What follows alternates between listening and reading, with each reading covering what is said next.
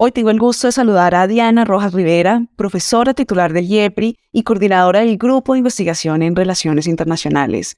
Este grupo publicó recientemente el libro Desafíos de la Política Internacional Latinoamericana, que busca plantear una reflexión transversal sobre temas que están presentes en el relacionamiento internacional y que a su vez están agrupados en tres tipos de desafíos: económico, geopolítico y territorial. Hoy vamos a conversar con Diana sobre algunos de estos desafíos. Muchas gracias por la invitación. Diana, tú escribiste el capítulo La política del mar vecino, la agenda de Trump hacia América Latina.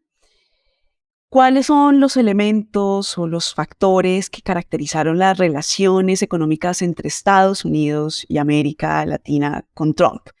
Hablemos acá del panorama del comercio hemisférico, de los acuerdos de libre comercio y también del papel de China en la región. La investigación, digamos, estuvo motivada fundamentalmente en el hecho de tratar de identificar qué representaba la administración Trump en su relacionamiento con la región, comparado un poco con las administraciones anteriores.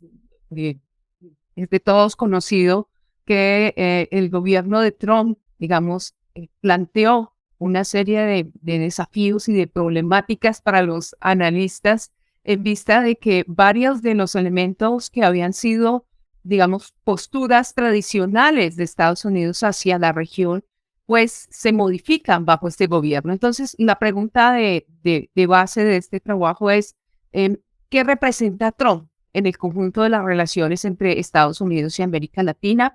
Si los cambios que se dieron bajo este gobierno eran solo de carácter coyuntural, ¿sí? Y obedecían más pues a las preferencias e intereses políticos del mandatario y en general del grupo político que estaba con él, o si había allí elementos más estructurales que estarían mostrando un cambio significativo de las relaciones entre la potencia y la región latinoamericana. Entonces, digamos que básicamente el trabajo trata de responder frente a eso y se centra en dos ejes fundamentales. De un lado, el eje económico, que hay unos vínculos muy fuertes de los países latinoamericanos con los Estados Unidos, y del otro lado estaba el eje de la seguridad.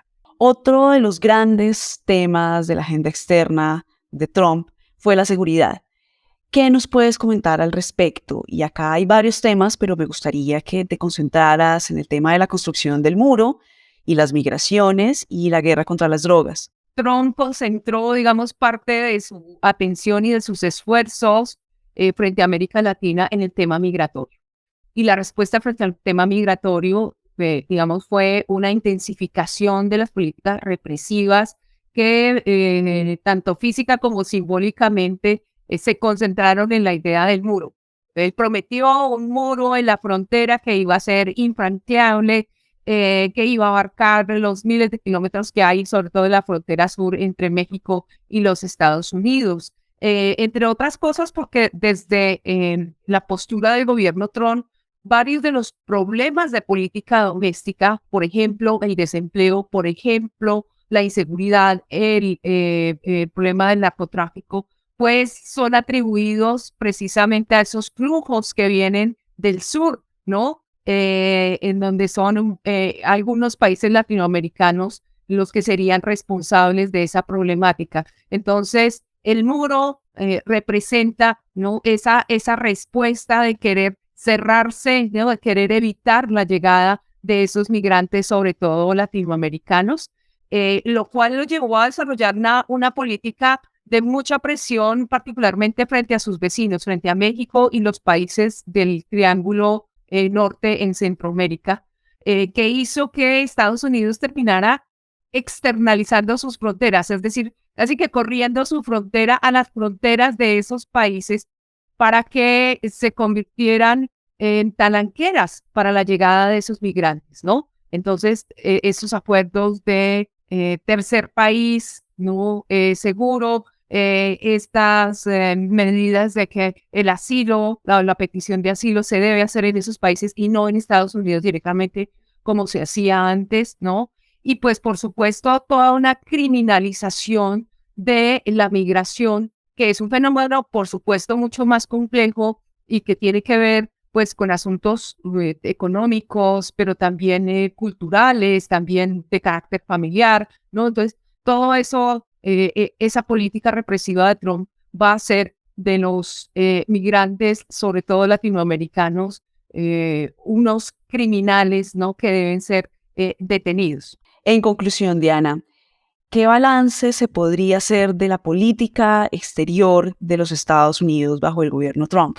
Básicamente lo que yo encontré es que había una conjunción, digamos, de esos elementos que eran muy propios de la administración Trump e incluso de las opciones políticas y la personalidad del propio gobernante, con otros elementos que son fundamentalmente estructurales.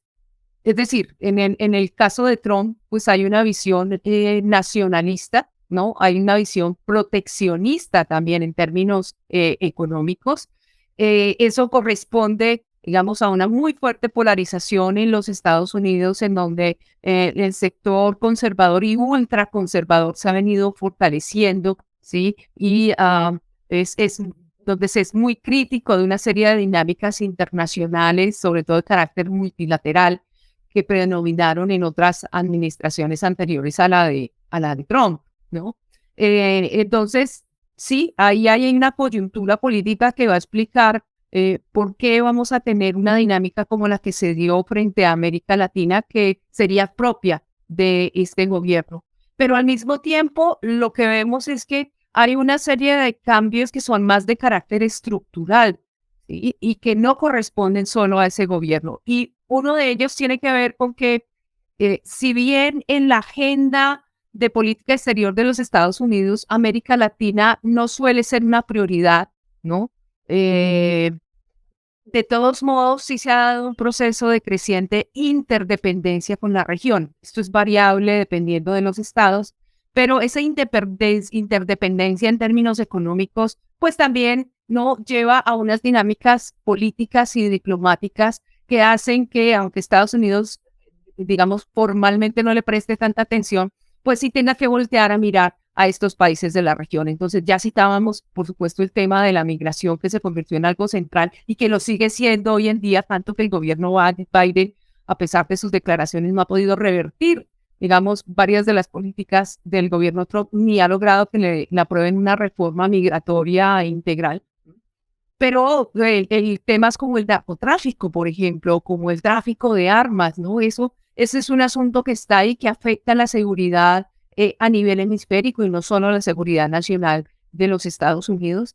Hay también estos procesos de interdependencia que está vinculado al peso, ¿no? A la importancia y a la presencia en el ámbito político cada vez más creciente de la población latina. La población latina comienza a jugar un papel fundamental, sobre todo en algunos estados de la Unión estadounidense. Entonces, todas esas transformaciones también nos están mostrando cambios estructurales, ¿no? Que hacen que, pues, la región adquiera mayor importancia, pero que también, ¿no? Sean unas relaciones más complejas de manejar.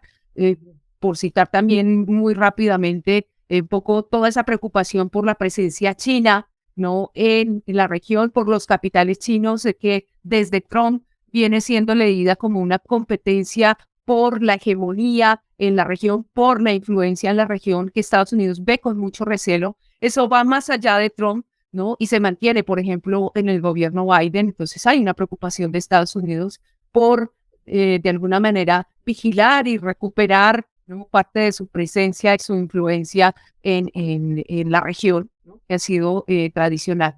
Entonces, creo que el ejercicio que muestra el capítulo efectivamente, pues es que allí efectivamente se conjugan, ¿no? Eso que ha sido muy específico, o que fue de la administración Trump, y aquellas dinámicas que se mantienen en el tiempo y que van a seguir marcando la relación entre los Estados Unidos y América Latina. De nuevo, muchas gracias por participar en este espacio. Enhorabuena por esta publicación que es resultado de varias investigaciones, y también a las personas que nos ven, pues les invitamos a que estén atentos al evento que vamos a hacer, un conversatorio con todos los coautores de este libro. Reciban un saludo.